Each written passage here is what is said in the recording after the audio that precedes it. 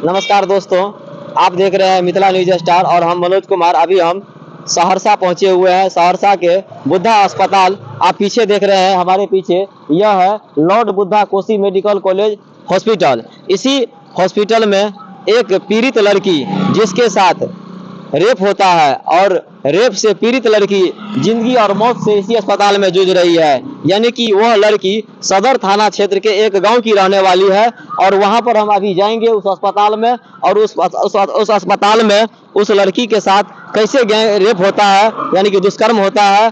और बताया जाता है कि उस लड़की के साथ एक मस्जिद के इमाम यानी कि मौलवी साहब उसके साथ रेप करता है और वो अभी जेल में है। और हम चलिए अब आपको दिखाएंगे और उससे यानी कि जो पीड़ित लड़की है उसके परिजनों से भी बात करेंगे और जानेंगे कि उसके साथ कैसे घटना घटी। हम सहरसा आए हुए हैं और सहरसा में जो है सो सहरसा का सदर थाना क्षेत्र के एक गांव में एक किशोरी के साथ मौलवी साहब ने दुष्कर्म किया है और यह लड़की अभी ज़िंदगी और मौत से जूझ रही है और अस्पताल में भर्ती है।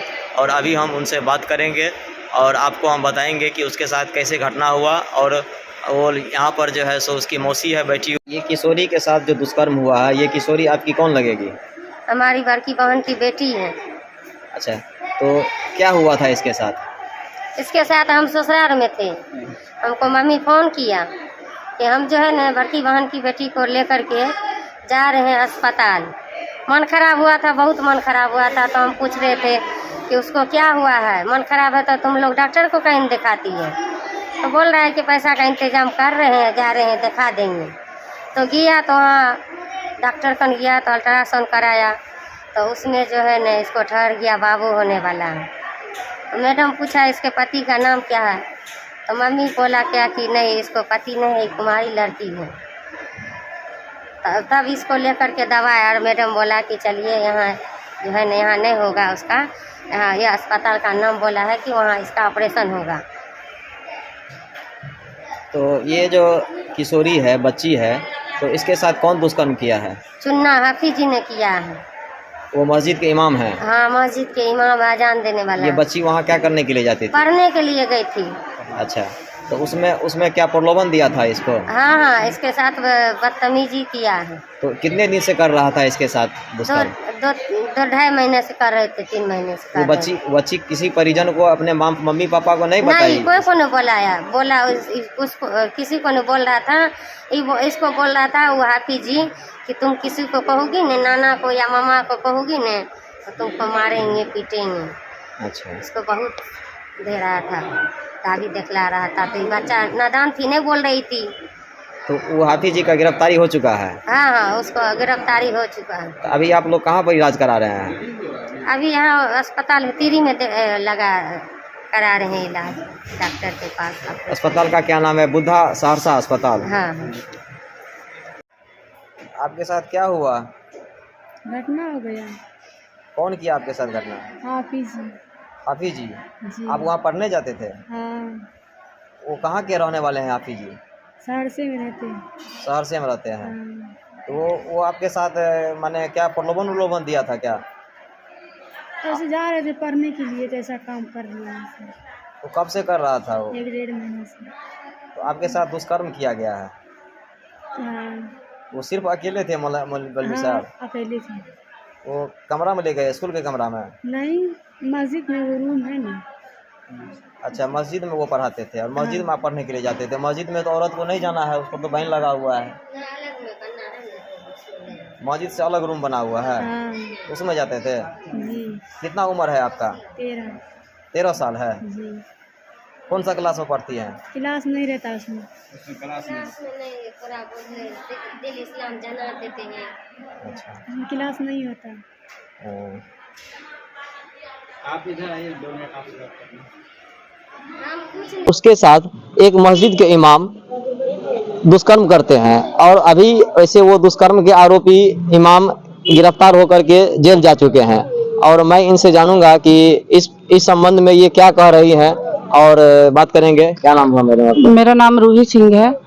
और इस घटना के बारे में मैं क्या बोलने में मुझे बहुत शर्म आ रही है। जब से ये 2 दिन से मैं मेरे जानकारी में ये चीज़ें आई है, कि ये लगातार शिक्षक और छात्रा का जो मामला है, पिछले दिनों हम लोगों ने अररिया में भी देखा है, भागलपुर में भी देखा है, सहरसा में लगातार 2 मामला आना, बिहार के और भी कई जिलों में शिक्षक और छात्रा को लेके जो मामला बढ़ते जा रहा है, कहीं ना कहीं हमारे एजुकेशन सिस्टम का गलती है, हमारे पेरेंट्स की भी गलती है कि बच्चे उनके पास खुल के बोल नहीं पाते। हमें बच्चों को स्पेस देना चाहिए कि उनके साथ बाहर में किसी भी तरह का कुछ सही गलत होता है तो वो घर में बोले।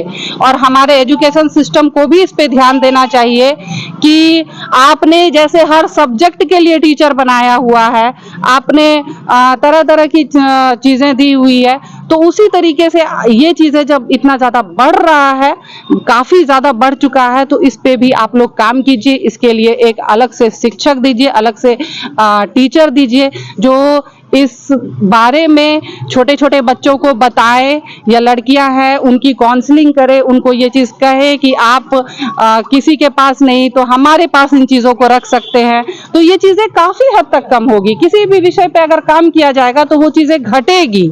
आप इसको बढ़ावा दे रहे हैं लगातार। आप देखिए ना, बिहार के कई जिलों में शिक्षक और छात्रा का ये मामला अभी लगातार उठ रहा है। शर्म की बात है ये। मैडम, एक चीज देखने को यहाँ पर हम गए थे अस्पताल में, जिस अस्पताल में वो बच्ची जिंदगी और मौत से जूझ रही है, और हमने उस बच्ची से और वो पीड़ित बच्ची के रिश्तेदार से भी मिले हैं, और उन्होंने बताया कि ये इनके साथ लगभग 1.5 महीना से इनके साथ जो है सो रेप होता रहता है, और वो जो है सो कहीं ना कहीं इस बात को दबाने के लिए बहुत माने हद तक प्रयास भी करते हैं कि ये बात दब जाए, लेकिन ये बात दब नहीं पाती है। तो उन लड़कियों के लिए आप क्या कहना चाहेंगे जो शिकार होती है इस तरह? बिल्कुल, मैं उन लड़कियों को यही कहना चाहूंगी कि अभी देखिए, अभी किसी के पास कुछ नहीं है, लेकिन एक फोन तो है जिसमें सारी जानकारी रहती है। लड़कियां फोन तो रखती हैं, बच्चे फोन तो रखते हैं या देखते हैं, माँ बाप के पास ही, पेरेंट्स के पास ही, या फोन देखते हैं, टीवी देखते हैं। तो जब आप ऐसी चीजों को बहुत ज्यादा देख रहे हैं तो आप ही उसके खिलाफ बोले। अगर आपके साथ कहीं कुछ गलत सही हो रहा है तो जो आपके विश्वासी लोग हैं, कोई भी हो सकता है, बहन हो सकती है, माँ हो सकती है, आपकी कोई अच्छी दोस्त हो सकती है, आपकी सीनियर हो सकती है, आप इन चीजों को बोले, हो सकता है कोई आपकी इसमें मदद कर दे। तो इसलिए मैं उन लड़कियों को यही बोलना चाहूंगी कि अगर आपको इस तरह की चीजें हो रही है, आपको दबाया जा रहा है या कोई आपका शोषण कर रहा है, आप खुल के इसका सामना करें। और जब हम लोगों के पास इन चीजों को पहुंचाया जाएगा तो हम लोग तो खैर लड़ने वाले हैं, हम लोग तो लड़ेंगे, इसमें बढ़ चढ़ के लड़ेंगे। क्योंकि सरकार को सिर्फ बोलने से नहीं होगा कि हम दे दिए आरक्षण, हम दे दिए अधिकार, बोलने से नहीं होगा, वो हम लेंगे। वो जीना हम ये पूछना चाहते हैं, बाकी चीजें तो छोड़ दीजिए, जीना हमारा अधिकार है कि नहीं? तो वो तो हमारा अधिकार है, वो हमें कोई देगा नहीं, वो हम खुद से लेंगे। मैडम, भगवान से भी ऊंचा दर्जा दिया जाता है गुरु को, और गुरु ही ऐसा काम करे तो इस पर आप क्या कहेंगे? मैं क्या कहूँ, मैं गुरु को लेके मैं कुछ बोलूंगी ही नहीं। मैं पहले भी बोल रही हूँ, लगातार बिहार के सारे जिलों से ये मामला आ रहा है, अररिया से आ रहा है, भागलपुर से आ रहा है, कई जिलों से आ रहा है। तो आप अभी ये नहीं बोल सकते हैं कि गुरु को भगवान का दर्जा वो दिया जाता था, और उस टाइम में थे भी, लेकिन अब गुरु दरिंदे बन गए हैं। देखिए, शांति निकेतन शिक्षण संस्थान के, इधर मदरसे के सब गुरु कहने के लायक नहीं। ये लोग इंसान भी कहने के लायक नहीं है, भगवान तो छोड़ दिए, इंसान कहने के लायक नहीं है। ये लोग जानवर के वेश, मतलब आदमी के वेश में जो है ना, जानवर घूम रहा है सड़कों पे, और ये आपको स्कूल कॉलेजेस में। मैडम, वो पीड़ित जो है, वो पीड़ित को कहाँ तक न्याय मिलना चाहिए? बिल्कुल, अभी जो उसकी स्थिति है, वो बच्ची जिंदगी और मौत से जूझ रही है, कहीं ना कहीं काफी पीड़ा में है, बहुत दर्द में है, कहा रही है। और मैं सबसे ये निवेदन करना चाहती हूँ, यहाँ की जनता से करना चाहती हूँ, बिहार की जनता से, सरकार से मैं निवेदन करना चाहती हूँ कि आप सुने उसकी सिसकियों को एक बार। सिर्फ आके यहाँ जनसभा करने से नहीं होगा, आप उसकी सिसकियों को सुने, तब आपको समझ में आएगा कि जनता करा रही है और आप तक ये आवाज नहीं पहुंच रही है। धन्यवाद मैडम, आपने अपना बहुत कीमती समय हमारे चैनल को दिया है। धन्यवाद आपका भी, आप लोगों ने आया और इन सारी बातों को आप लोग रखे, जनता तक पहुंचाए, सारे लोगों तक पहुंचाए, और ये बहुत ज़रूरी है पहुंचना।